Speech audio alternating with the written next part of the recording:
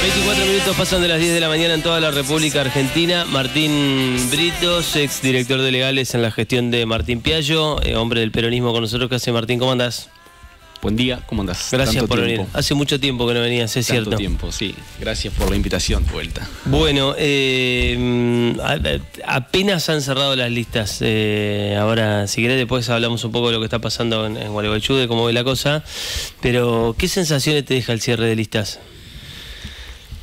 Bueno, lo he visto como un militante más, lo he vivido de esa manera en esta oportunidad y creo que acá en lo que hace a la provincia me hubiese gustado que se hubiese llegado a un proyecto de unidad que no se dio, digamos, por distintos factores. Me hubiese gustado que los que están por afuera hubieran podido estar adentro y disputar la elección sin dividir. Yo entiendo que lo que va por afuera divide, es algo que he charlado con algunos amigos, algunos conocidos, es algo que es un tema que se conversa bastante hacia adentro. No quedaron muchos afuera igual, ¿no? No quedaron muchos afuera, pero era un momento donde podríamos haber estado todos adentro. Esta es una opinión personal, ¿no? Digo, y entiendo que se hicieron esfuerzos, entiendo que hubo conversaciones, no participé en ellas y no puedo dar cuenta de lo que no conozco minuciosamente, digo, pero quizás era un momento para aprovechar. Digo, fíjate que del otro lado Frigerio casi que entregó su dignidad con tal de ampliar su... ¿No es mucho? No, bueno, si vos sos el gobernador, sí. Si vos sos el gobernador y con suerte lográs colar un diputado en la propia lista de tu provincia, digo, bueno, no sé, ponele el epíteto. Bueno, en el gobierno dicen nos fue mejor que a otros gobernadores. Está brava la Libertad Avanza para negociar. Está bien, son tus aliados, son tus socios. Si vos te transás con el diablo, digo, tenés que saber que las reglas del juego son estas. El gobierno dice metimos dos porque son dos funcionarios nuestros. Schneider viene el radicalismo, pero está ¿qué te van a decir? Y en la ciudad vos ves lo que pasó en la ciudad de Buenos Aires, que es en donde nació el PRO, y decís, bueno, si ahí en Capital Federal la Libertad Avanza se lo llevó puesto, debe ser bravo, ¿eh? El PRO ha sido una alianza electoral de intereses que tenían que confrontar contra un modelo de país, digo. Entonces lo que pasa con el PRO es lo que estaba destinado a pasar con el PRO, digo. Esos intereses se van sectorizando en nuevos lugares, van encontrando nuevos espacios de poder y se van reacomodando según su brújula de intereses. Entonces para mí eso, lo que pasa con el PRO es lo que estaba destinado a pasar. Digo, ahí no había una referencia política partidaria como podría tener en otro aspecto, por ejemplo la UCR, que también ha quedado totalmente vaciada de contenido ideológico. Digo, la política reducida únicamente a un programa económico termina llevando a estos avatares. Pero pensando en concreto la conducción de un gobernador que cola un diputado en su propia lista, y bueno, no sé, algo entregó. ¿Qué ves de la próxima elección? Porque hoy, con la foto de hoy, los números muestran que va a haber una victoria del oficialismo y la Libertad Avanza. Sí, puede ser. A ver, las encuestas han sido poco fiables en los últimos periodos electorales, pero entiendo que seguimos transitando un momento complejo, de mucha polarización. Creo que va a ser otra vez una elección muy disputada. Bueno, pero Cristina hablaba con razón hace un tiempo del país de los 3 tercios. Da la sensación hoy que eso, digamos, a partir de lo que para mí es la desaparición del PRO, desaparece también ese tablero. Hoy no me da la sensación de que haya 3 tercios. Hoy, si querés, empiezan a conformarse un país de mitades. A ver, no de mitades, porque... No, sí, es cierto. No hay, al menos... No hay nadie que tenga el 50. Habría sí. un país de 2 partes, porque vamos a tener un país donde la pobreza parecería ser la regla y del otro lado la concentración casi hegemónica y en pocas manos de los recursos del poder real va a llevar a que esto no sean 2 mitades. Digo, pero sí hay un país donde se va a debatir la redistribución de la riqueza, sobre todo en función de lo que está pasando, esto sí a nivel nacional, con la caída del poder adquisitivo del salario, que es en este momento el termómetro que marca el destino también de la gestión nacional. Ya está visto que solamente prenderse de baje la inflación como única política exitosa de un gobierno, si como contrapartida tenés salarios congelados y estás haciendo mierda a los trabajadores y las trabajadoras, bueno, no es un indicio de buena salud. Sin embargo, digamos, en ese escenario con el que yo coincido que vos planteás, se está dando en la Argentina, es decir, un país que va hacia una inflación más baja, pero con menos gente que pueda acceder a muchas cuestiones básicas. Hay muchísima gente que respalda al gobierno, la mayoría. La sensación es que el gobierno va a ganar las próximas elecciones de octubre. El presidente habla de más de 40 puntos en todo el país y de la fuerza más votada de la Argentina. ¿Por qué pensás que es? Esto tiene que ver con lo que estábamos conversando hace un minuto. Digo, vos me decís, en esta elección que viene ahora, el PRO desaparece. Esta elección que viene ahora es legislativa. Eso marca una instancia distinta, un partido diferente al que se juega cuando se define el acceso a cargos ejecutivos. Entonces, en esto me parece que era previsible ver este tipo de alianzas y de desarticulaciones o desmembramiento de algunos espacios políticos. No creo que vaya a ser el escenario del 2027, donde se vuelva... ¿No es más fragmentado? Yo creo que en el 2027 nuevamente va a haber, no sé si tercios... o de qué modo se va a reconfigurar, porque esto digo, no se puede prever absolutamente nada. Pero sí entiendo que hoy en la disputa del poder legislativo únicamente es más permeable la situación a que ocurra este tipo de alianzas, donde igualmente después hay que recomponerse esto, ¿no? Yo ya te digo, la provincia de Entre Ríos me sorprende. Sorprende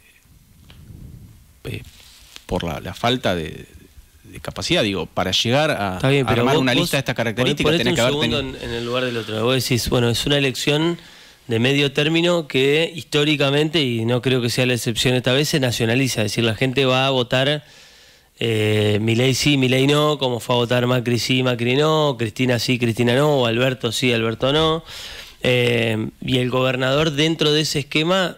Digo, esto que funciona como chicana del peronismo tiene cierto grado de asidero que va a salir tercero el oficialismo provincial, porque de un lado está el peronismo y del otro está el oficialismo nacional. ¿No es lógico el acuerdo? El oficialismo nacional y el oficialismo provincial, digo, el peronismo hoy no está gobernando, entonces lo que se midieron ahí fueron dos oficialismos y uno quedó totalmente supeditado al otro. Eso, digo, hay una entrega del poder político. Digo, si vos andás a disputar y perdés, con dignidad, en su caso. Pero una cosa es armar una alianza entre un espacio con afinidad ideológica, donde lo que se están discutiendo por ahí son cuestiones de conducción, y otra cosa es aliarte con el enemigo. En términos, ¿cuál ha sido la excusa de Frigerio por el cual la provincia no puede salir del pozo, la provincia no avanza, no puede arrancar, se endeuda para endeudarse? Digo que el gobierno nacional ha desfinanciado, le ha echado la culpa implícitamente, permanentemente al gobierno de Milei. Y ahora se deja agarrar la mano y va como nene para el colegio. Digo, no me cierra, me parece absolutamente contradictorio. Y bueno, el síntoma más claro de la situación en la cual está la provincia. Provincia, digo que si charlamos un ratito vamos a ver que tampoco tiene muchos signos de buena salud propia más allá de la alianza electoral. Estamos discutiendo un nuevo endeudamiento de 500 millones de dólares destinados a gastos corrientes. ¿A qué va a ser? ¿Hay algún megaproyecto de obra que no nos hayamos enterado, que vaya a ser una sorpresa para Navidad? No sé, el Día del Niño pasó, así que ahí ya no vino el regalito, pero ¿qué es lo que están preparando? Una sorpresa, digo, porque si no, para gastos corrientes, 500 millones de dólares, para endeudar la provincia, ¿quién lo va a pagar? ¿Cómo se va a pagar? ¿Quién explica eso? ¿Por qué no dan la información en el legislativo provincial como se está pidiendo? Digo, porque es una provincia totalmente desorientada, sin rumbo. Entonces, me parece que una provincia desorientada y sin rumbo tiene un correlato que tiene sentido. El gobernador hace mucho hincapié, vos decís, cuestiona mucho lo que pasa de Nación, que es cierto, no pasa solo con Frigerio, pasa con todos los gobernadores. Hay una forma casi extorsiva del gobierno nacional de no girar los fondos que le corresponden a las provincias para que le cierren sus propios números, pero también habla mucho de la herencia recibida el gobernador y del estado en el que le quedó la provincia. Che, herencia que generó él. Porque parece que estuviéramos hablando de un Frigerio que cayó realmente, está bien, cayó de Buenos Aires a Entre Ríos, de un porteño que está en Entre Ríos, pero no cayó de un catre, no vino en un paracaídas. ¿Por qué depende del gobernador? Fue Borrell, Frigerio. Sí, pero ¿qué tiene que ver? Pero el tipo que sacó el decreto 194 en el año 2016, siendo la punta de lanza del gobierno de Macri, que obligó a las provincias a endeudarse porque le quitó más del 3% de coparticipación y ahí empezó el desequilibrio financiero de las provincias, fue Rogelio Frigerio, con nombre y apellido. Y ese fue el origen de la primigenia deuda que se tomó en aquel entonces, porque la provincia tenía las cuentas equilibradas. 3%, más del 3%, 3,5% en coparticipación. Sobre eso se tomaron 500 millones de dólares que fueron refinanciados 250 y él ahora pretende volver a refinanciar 250 y tomar 500 más. 750 millones de dólares de deuda para la provincia de Entre Ríos. ¿Para qué? Porque además está diciendo que no podés hacer nada. Entonces son números que no cierran en una estructura económica financiera o muy precaria o con una finalidad de desarticulación, desmantelamiento del Estado. No sé cuál, habría que preguntarles a ellos qué es lo que piensan hacer con el Estado. Pero rutas no se están haciendo. Vivienda, no hay plata. Salud, no hay plata. Digo, declaraciones que sienten postura, que a veces son importantes. Nosotros lo hemos hablado con la radio con vos varias veces, que muchas veces hay cuestiones que no pasan del ámbito meramente declarativo, pero imprimen un norte, te demuestran por lo menos hacia dónde querés ir. Acá no sabemos hacia dónde quiere ir este gobierno como una gestión de administración pública. Digo, porque realmente es desopilante la toma del refinanciamiento y la toma de deuda, invocando que no hay plata. No, pero desde el 2016 empezamos con este quilombo. Por un decreto donde él era el ministro plenipotenciario. Entonces, ¿coincidís o entendés que es un contexto que para ser gobernador o ser intendente es muy complejo? Digo, tenés un gobierno nacional enfrente que no te baja un mango.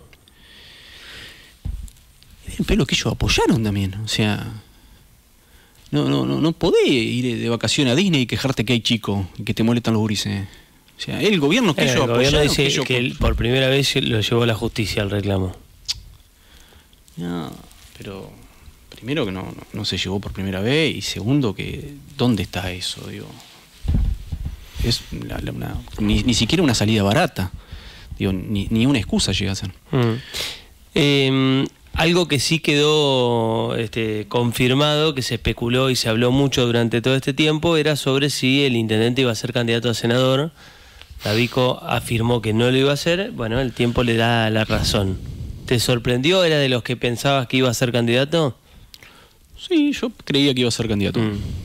Yo honestamente pensé que iba a ser candidato. ¿Y te sorprende que no? Me sorprende que no. Yo, si hubiera tenido en este juego libre de proyecciones donde uno puede apostar por sí o por no, viste que muchas veces, sí o no. Bueno, yo he hecho sí. Sí. No sé por qué no. Pero ¿te parece un...? A ver, a mí me lo dijo Luciano Barro acá. El intendente dio, y me lo dijo el propio Palito, yo di mi palabra a los gualeguaychuenses que iba a estar 4 años acá. No me voy a ir, no voy a incumplir con mi palabra. Y está cumpliendo.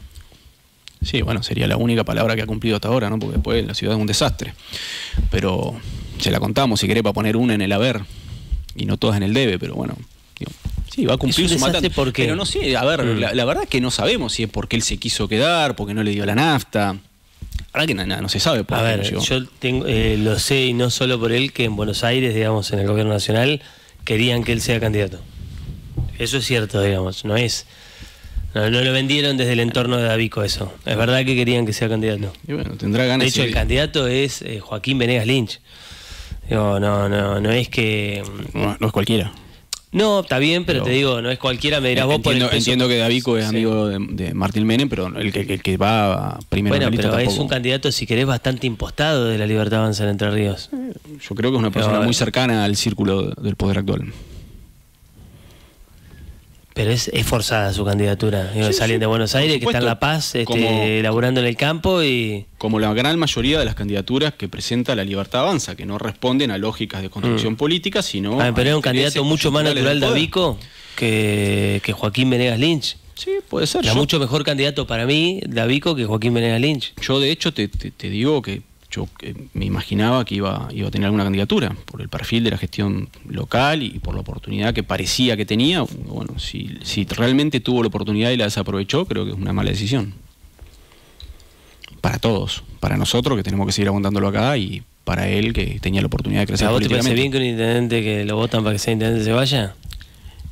Digo, si considera que acá no ha podido avanzar con la gestión y que... ¿Pero eso lo considerás vos? ¿En el gobierno hay No, por supuesto, es una opinión mía. Sí. Digo, de la misma manera que ellos consideran que hacer una obra, habilitar un lomo burro, construir un lomo burro y salir y hacer un video, y creo que salió más caro el video de TikTok que el lomo burro, y bueno, y eso para eso es gestión, bueno, eso es lo que ellos consideran gestión. Yo considero que esta era una oportunidad de Davico, si realmente la tuvo, porque yo lo desconozco, creo en lo que me decís, digo, pero no, es algo que no lo tengo presente. Si tenía la oportunidad de continuar su carrera política en otro rumbo, el desorden y la falta de gestión acá es evidente, digo, me parece que la debería haber tomado. ¿Qué sentís que se... A ver, es una cuestión contrafáctica, esto del juego libre que vos planteabas recién, vale ahora también. O vos me decís es un desastre la ciudad o la gestión, no sé cómo fue el que lo dijiste. Digo, ¿qué hubiese cambiado si ganaba el peronismo? ¿Qué sentís que sería distinto en Gualeguaychú hoy en este contexto, gobernando en este contexto de Milei presidente? Todo.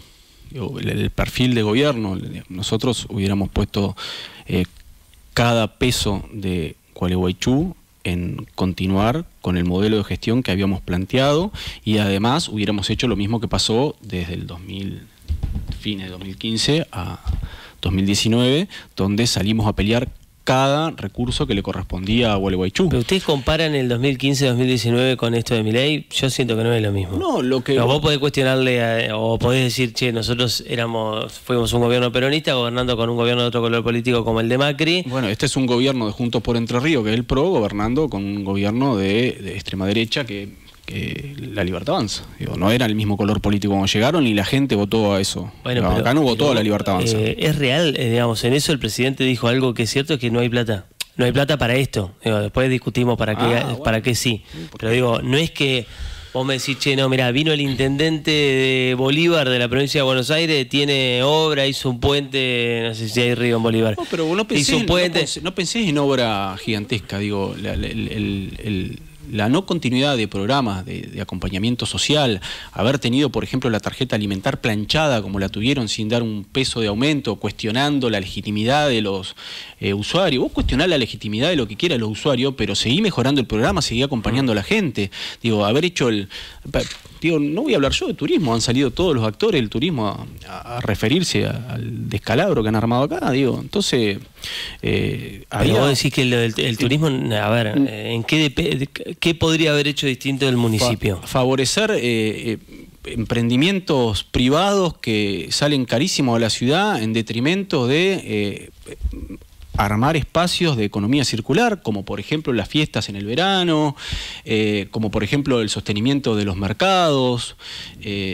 Digo, tenés después el nivel de éxito que vayas a tener o no en ese avance será relativo y tendrás que ir reconduciéndolo. Lo que no va a pasar nunca es que si no avanzás no vas a tener ningún tipo de resultado, pero por una cuestión lógica.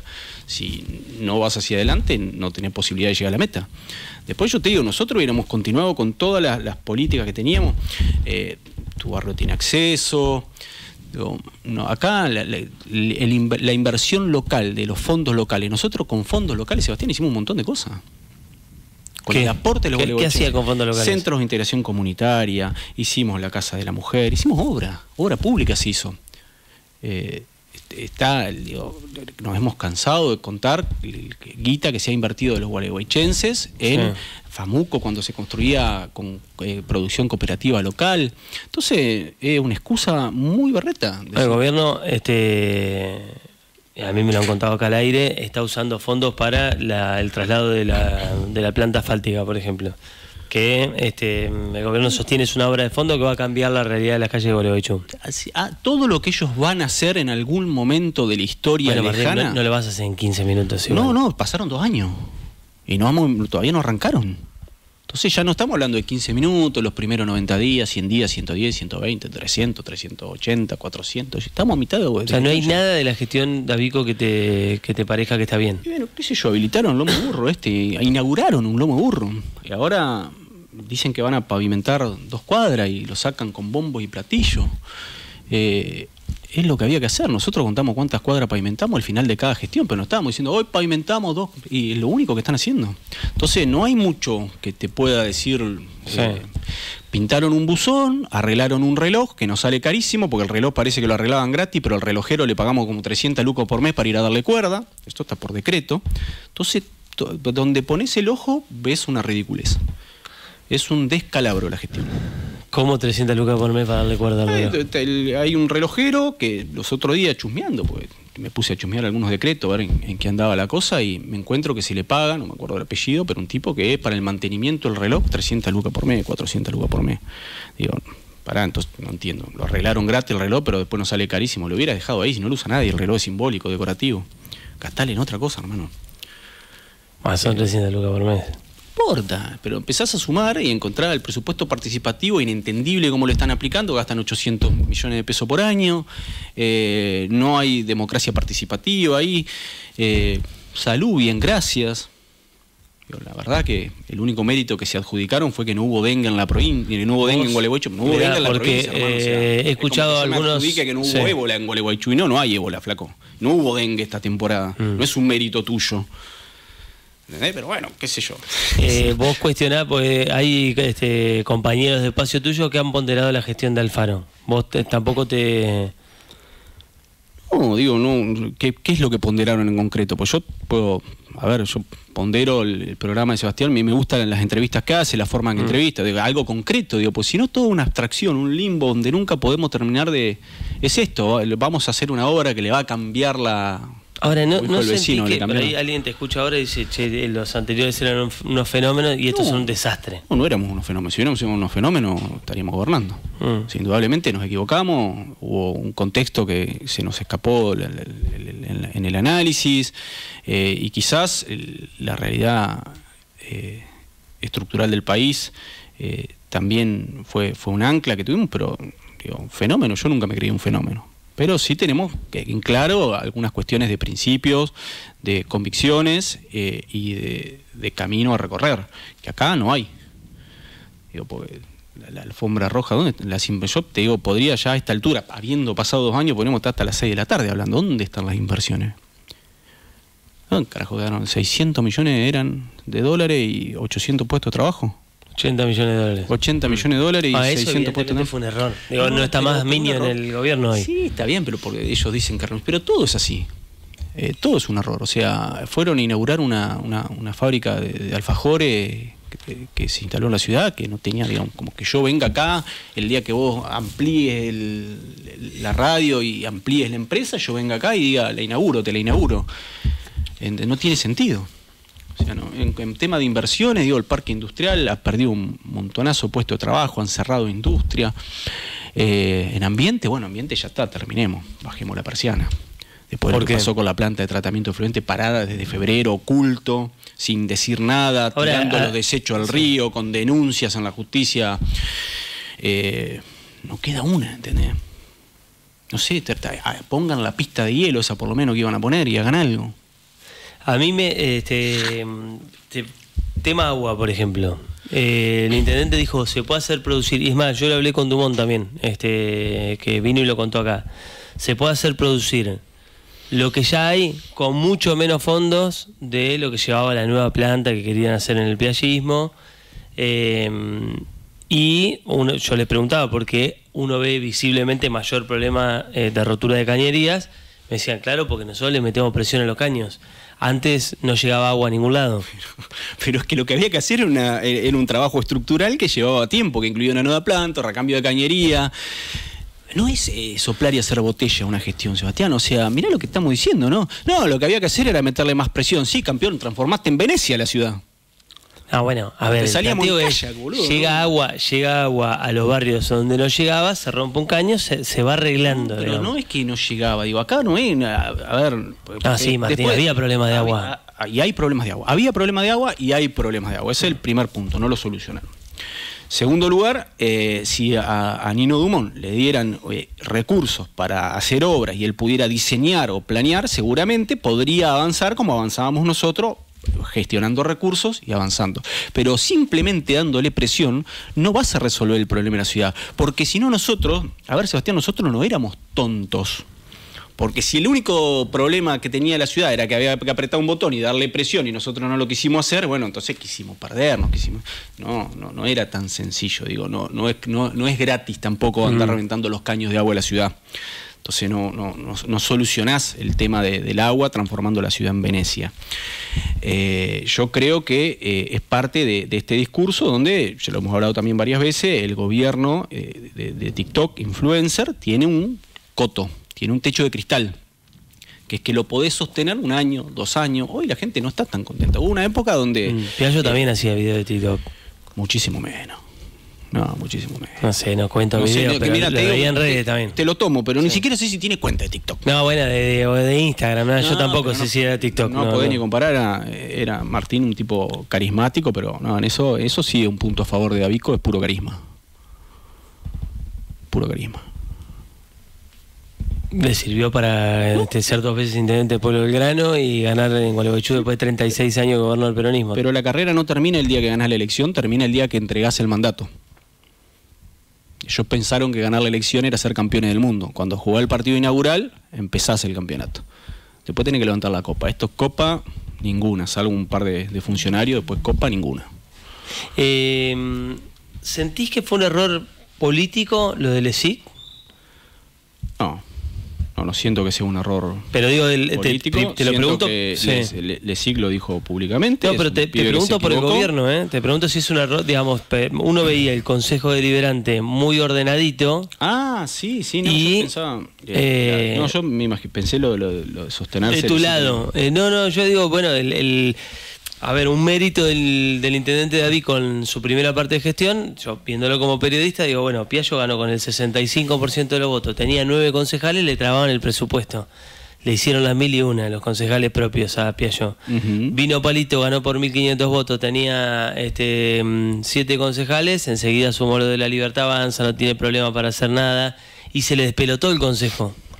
¿Qué hubo ahí? ¿Qué sentís que hubo ahí? Torpeza. Estricta torpeza, digo. Porque además, digo, los motivos que se invocaron para el corrimiento del concejal, y capaz que en otra sociedad argentina hubieran sido válidos, pero en este momento no eran válidos. Un tipo que se equivocó, cometió un error, pidió disculpas, no generó un daño y quisieron correrlo para fortalecer su propio espacio político dentro de su propio acuerdo. Entonces, una torpeza lo que hicieron. Porque no había ningún argumento ni legal ni democrático para correrlo. La banca tenés que respetarla, respetar igual la República. No te da la política también son imágenes, son gestos. ¿No era lógico? O digo, ahora venimos de lo que pasó en Pueblo Belgrano. Digo, la persona que está a cargo de tránsito tiene una economía positiva. ¿No es lógico que el intendente le diga, que Fiorotto le diga, bueno, correte? Si es una conducta homogénea y es un principio general que tiene el gobierno para la participación dentro de su espacio y esa es la regla que han establecido, me parece lógico. Ahora, si vos empezás a utilizar, tenés una vara de este largo para uno, tenés una regla de 4 metros para otro, y bueno, ahí ya, digo, trasciende la esfera de la ética y de la... Pero vos qué decís, porque, a ver, había tan buena relación con Lesic que incluso el accidente de Lesic es en la parte posterior de un cumpleaños en el que estaba el intendente, que estaba el jefe de gabinete, es decir, no era alguien con quien tenían conflictos, se llevaban mal y no lo querían. Pero la ambición te lleva a veces a lugares complicados, digo. Era alguien con quien indudablemente podían trabajar, porque Maximiliano Lesic lo demostró, que podía trabajar con ellos y trabajaba bien, pero ellos quisieron poner a alguien más cercano, más afín, del propio riñón, de la mesa chica, y no les salió. Y cometieron una torpeza, y salieron a hacer acusaciones estúpidas de acuerdos tras bambalinas entre Benedetti y Guillermo Michel, y que esto estaba... no, flaco, hiciste una estupidez marca cañón. Es eso nada más, tenían que pedirle disculpas a LESIC por el escarnio público y seguir trabajando. Digo, yo no estoy defendiéndolo a LESIC, digo, yo creo que si me hubiera tocado a mí en el lugar de Davico, quizás también hubiera dicho, che, me parece que tenés que correrte, pensalo, reflexioná, o salí a pedir la disculpa del caso y atenete a lo que establezcan los procedimientos de la administración, que es lo que muchas veces hicimos nosotros. Pero no es la opinión de uno personal en este caso lo que tiene que prevalecer cuando hay una conducta que ya ha sido tolerada y encuadrada dentro de los carriles del funcionamiento de una administración. Entonces, lo del LESIC fue un paso de estricta torpeza, y la forma en que se maneja después esto, darle publicidad y de pretender coaccionar al legislativo local para que tome una determinación, y más torpeza, o sea, la torpeza y media de arriba. Ahora, ¿hasta dónde lo busca aprovecharlo el peronismo? Bueno, después pasó lo de Luciano y Posadas, y también da la sensación de que hubo un rebote político partidario después. No, pero ¿cómo rebote político? Salió en el diario La Nación. Nosotros no manejamos el diario La Nación. Fue noticia del diario La Nación eso. Fue noticia en el diario La Nación. El tema de la discriminación de Posada. Digo, no sé qué le pasó a Luciano Garro para hacer un chiste de ese calibre, que no solamente fue desafortunado, sino que... Fue desafortunado, me parece, ya vos decís, una cuestión de discriminación. Y bueno, pero no lo digo yo. O sea, una parte del país habló de eso, en términos de discriminación. No es que lo estoy diciendo yo y te digo, che, mirá cómo viene acusando. No, estoy simplemente recogiendo el diario del lunes del mes pasado, no el lunes que pasó. Ahora, ¿no es llamativo que haya estado? Yo le hice la nota a Luciano y a los 20 días sale eso.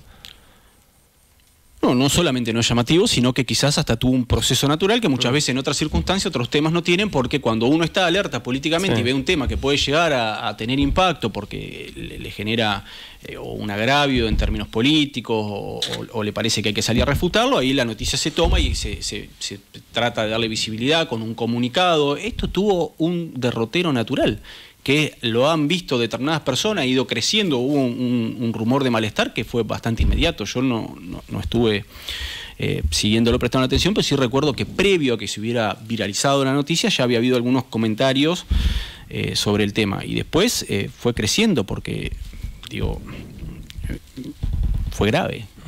Sencillamente fue grave, ¿no? Sí, contale para el que no lo entiende. Vos has vivido muy de adentro todo lo que fue el piallismo y conocés ahí la cocina política de la ciudad de los últimos años. A mí la sensación que me da es que creo que ya lo he hablado con vos, pero de aquella política que yo veía de chico, que me contaba mi viejo, aquella clase política envidiable de Gualeguaychú, que pese a las diferencias tenía puntos de encuentro y que tiraban todos para el mismo lado en determinado momento, pasamos a un terreno como de mucho golpe abajo del cinturón. ¿No se fijan límites hoy? ¿No sentís que es como que están en una etapa medio del vale todo? ¿De los dos lados? Mira, ahí está bueno este tema esta palabra que vos usás, que es el límite, digamos. El límite como una forma de construir un terreno donde no hay que pisar.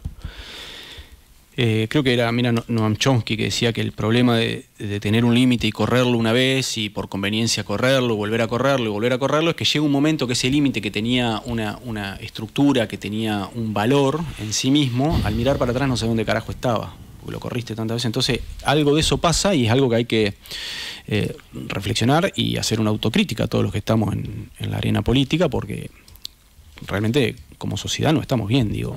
Tenemos como sociedad ni hablar. Como sociedad no están bueno. Entonces hay algunas cuestiones que todos los que hemos estado, y en eso te incluyo a vos como periodista, digamos, tenemos que pensar en esto, porque realmente se ha ido corriendo un límite y no está bueno el lugar donde se ha llegado, porque ha habilitado que un presidente de la nación utilice términos que yo no reproduzco, pero que son nefastos para referirse a minorías, a personas que no tienen la posibilidad de defenderse ante un embate de esa magnitud, y todo eso ha sido una construcción progresiva. Hemos dado pasito a pasito para llegar a una situación donde esta pérdida de límites no solamente está en Gualeguaychú. Si fuera en Gualeguaychú diríamos, bueno, hagamos un gran concilio social, sí, y redefinamos esto. Es cierto lo que decís, es verdad que es un mal general, pero concedeme que también es cierto que siempre fue la clase política de Gualeguaychú, los intendentes de Gualeguaychú, siempre estuvieron como al margen de determinar. ¿Viste cuando vemos la imagen de el presidente uruguayo y los expresidentes uruguayos viajando todos juntos en el avión y yendo a la asunción de Lula en Brasil, y decimos, mirá qué linda imagen, los nuestros no pueden pasarse ni el bastón? Dentro de Gualeguaychú era Uruguay. ¿Me entendés? ¿Me entendés a dónde voy? Digo, uno veía desde afuera, desde otro lugar de la provincia, y decía, che, mirá estos tipos. Te entiendo y comparto lo que decís. No solamente lo entiendo, lo que trato es de buscarle algún explicativo más epistemológico a la situación, digo, porque no solamente Gualeguaychú, esto es algo que atraviesa Gualeguaychú desde la magnificación de las relaciones a través de la era digital, digo, entonces se va perdiendo un poco esa identidad propia de un pueblo, porque uno va estando atravesado por la lógica del mercado digital, que llega desde muy chicos a muy grandes, todas las personas por igual. Entonces, muchas de estas cuestiones uno las va viendo, las va incorporando a través de las redes, del consumo, y eso va cambiando la identidad de una estructura local, como puede ser nuestro viejo pueblo de Gualeguaychú. Sí. Es cierto que vos igualmente tenés la responsabilidad, como persona interesada en la comunidad, de reflexionar sobre esto y plantear un horizonte diferente. Digo, yo, no obstante, no sé si alguna vez lo hice, no lo recuerdo, creo que nunca llevé la disputa política a la arena personal. A mí siempre me ha gustado la discusión política desde los proyectos, desde la ideología. No recuerdo, por ahí alguna chicana he tenido con Garro, pero no hemos pasado de ahí. Es algo que no solamente no lo comparto, sino que me parece que es súper dañino. Y entiendo que ni siquiera pretendo responsabilizar, che, esto pasa porque del otro lado, no, es algo que tenemos que analizar entre todo, y salirnos de ahí, corrernos de ese lugar, porque no está bueno. Ahora, da la sensación que hoy, mira, te lo linkeo con otro tema, pero me pasó hoy viniendo a la radio, lo busco a Fer, ahí en Plaza Ramírez, estaba la policía pidiéndole a alguien que estaba durmiendo en la plaza, que está en situación de calle, que se vaya, ¿no? Estuve 2 minutos, en otros términos, pero... ¿Que se vaya a dónde? Es una muy buena pregunta, que yo pensé lo mismo, es decir, a algún lugar tiene que ir, pero además de eso... Antes había lugares, perdón que te interrumpa. Supongo que ahora también, ahora me contás eso, pero vos sabés que me empezó a impactar la forma, me impactó mucho la forma que tiene la policía de Mar del Plata, a través de los videos que se hicieron virales, o por lo menos a mí me aparecen videos de la policía de Mar del Plata, así que supongo que deben ser vistos, en el gobierno de Montenegro, tratando casi con desprecio, con desprecio a la gente que está en situación de calle. Después lo vi en el gobierno de la Ciudad de Buenos Aires, en algo parecido. Y cuando vos vas a los comentarios, encontrás que hay mucha gente que dice, por fin lo sacan, por fin. Es decir, evidentemente hay una parte ancha de la sociedad que celebra este tipo de cuestiones. Digo, ¿sentís que la política va también va como adaptándose, y como la gente hoy reclama mucho de eso y empieza a migrar hacia ese lugar? Yo creo que lo que estamos viendo es un viraje hacia una sociedad mucho más reaccionaria, en todo sentido. Digo, es lo que estamos hablando hace un momento, esto de festejar que se lleven a una persona que está en situación de calle. Lo primero que a mí se me ocurre cuando analizo una situación así es: ¿alguien puede creer que una persona elige vivir en situación de calle? Que no prefiere tener todas las comodidades de una vida en un hogar, no es algo que uno elija. Entonces, festejar que lo lleven, si llevarlo implica hacerlo desaparecer de mi lista. Aclaro, por las dudas, que no es la situación de hoy, que la situación que describo hoy. Eran policías hablando con alguien en situación de calle y esta persona juntando sus cosas. No es video que vimos en el mar. Está bien, pero... Pero es el paso previo, digo, te invitan a retirarte, después te retiran. ¿qué va a pasar? Yo te invito 3 veces a retirarte y no te retirás, ¿qué voy a hacer después? Y bueno, voy a... ¿Pero por qué vos me decís antes sabía y que ahora no? No, a ver, hay distintas... Ahí hay un montón de variables, de vuelta podemos estar charlando un rato largo, pero la cuestión de cuando vos vas haciendo de ciertas circunstancias una estructura, después eso se va naturalizando y vos ya empezás a olvidarte de lo que estás viendo y de la preocupación que te genera. Nosotros trabajábamos acá en la ciudad con varios lugares donde cuando había una persona en situación de calle, a través de desarrollo social, se trataba de que esa persona se traslade hacia ese lugar y desde ahí contactar a la familia, trabajar con la red vincular. Bueno, yo no recuerdo haber esto que vos decís, haberlo vivido en la época nuestra, y tampoco recuerdo haber visto personas en situación de calle como se está viendo ahora. No solo en Capital. Digo, en Capital hay lugares que... Uno ve gente... A mi casa fue una persona que es un platense con el que estuve hablando, que está viviendo en una plaza, en una carpa, con sus 2 hijos. ¿Estás acostumbrado a ver eso en Golbochú? No, por ¿Lo veías antes? No, lo veníamos hablando hoy. Obviamente que empieza a ver algunas imágenes de gente que... El discurso termina... los problemas por los sentidos. Los problemas no arrancaron en diciembre del 23, ¿no? No estoy diciendo eso. Pero es verdad que hay cosas... Pero si vos tenés un auto prendido fuego y en lugar de utilizar el matafuego para apagarlo le tirás nafta, no vas a apagarlo. Vas a generar... Entonces acá el problema no está en justificar ya. Tenemos que trascender esto también de la culpa al gobierno anterior. En primer lugar porque se presentaron para gobernar en el ámbito nacional, provincial y local con las críticas funestas que hacían al Estado en el cual había quedado. Eso era el único caballito de batalla, porque no hicieron una propuesta, y eso es lo que le da el changüí hoy de no tener la necesidad de hacer nada, porque no tienen nada que tachar en el calendario. ¿Entendés? Entonces lo único que llegaron cuestionando nada más todo lo que... ¿Habla de gobierno nacional? Nacional, provincial y local. Los 3 estamentos en eso fueron muy prolijitos. Su único caballito de batalla fue putear para atrás. Pero entonces hoy no podés sorprenderte de lo que había. Si vos llegaste a resolver eso, ¿cómo puede ser que estemos mucho peor? A ver, Sebastián, hay una cuenta que es recontra sencilla. ¿Cuál es el...? Si yo te digo a vos, podemos invertir el rol y yo te hago una pregunta. Sí. Decime el mérito principal del gobierno nacional. Vos, Sebastián Carbone, ¿qué es lo primero que se te ocurre? La inflación, sin dudas. Yo te hago una pregunta. La inflación, que está en el orden del 40% interanual, 36% anual. Sí. Bueno, una joyita tampoco la inflación. ¿La bajó? La bajó. No, bueno, pero pará. Sí, yo te hago...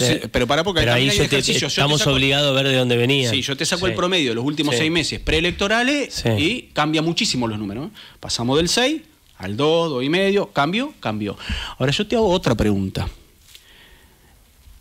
El poder adquisitivo del salario, ¿dónde lo ubicas vos? ¿Es importante o no es importante? Total, sí. Es fundamental. Bueno, pero son las cosas que a mí dicen que no me gusta el gobierno, vos lo sabés. Te termino el silogismo. El poder adquisitivo del salario, el promedio de la recomposición salarial, ¿sabés en cuánto oscila? 1% mensual. Esa brecha, y antes esa brecha existía, no, los sindicatos nos degollaban si llegábamos a cerrar una paritaria con un 20% de desfasaje. Si vos desfinanciás el salario, que es lo que está pasando en los términos económicos, ya le gusta aprender, lo único que haces es triplicar el problema de la provincia. Y después podés inventar los números y podés sacar esta estadística tonta que están haciendo con el INDEC, donde parece que son los números, es de la misma manera que se medía antes. No han actualizado el componente de la canasta básica y han agregado además, porque lo estuve estudiando, algunos vectores que hacen que algunos factores que antes no incidían en la inflación ahora incidan. Después te paso, si querés, hasta un artículo por si querés chusmearlo, que está bueno, pero creo que era de Agostinelli, lo escuché en un podcast de esos que escucho cuando voy yendo a la labura, viajo seguido para Villa Paranacito, y de ahí saqué esto y me puse a verlo. Entonces hay un problema que es estructural además, que si vos tenés un poder adquisitivo que corre no de atrás, sino que pierde por goleada contra la inflación, aun cuando la hayas bajado, que antes no pasaba, estás generando pobreza. No hay otra forma. Y si estás generando pobreza, no la estás achicando, que era lo que venías a hacer. Y si a eso le sumás que estás financiando la administración, el curso de la administración, porque no estás invirtiendo en salud, no estás invirtiendo en educación, te estás haciendo cagar de hambre a los trabajadores, con deuda, La deuda es gasto público, ¿no es cierto? Sí. Pelotudeo, vamos a achicar el gasto público. La deuda, no sé, yo no soy economista, Sebastián, pero no hay que ser economista también para saber que una de las vertientes duras del gasto público, es decir, aquellas de las cuales no podés disponer, las jubilaciones, por ejemplo, sería el ejemplo más, es la deuda pública. Y la están incrementando. Entonces, perdemos por goleada con los salarios. Mastelone, ¿lo escuchaste a Mastelone? Sí.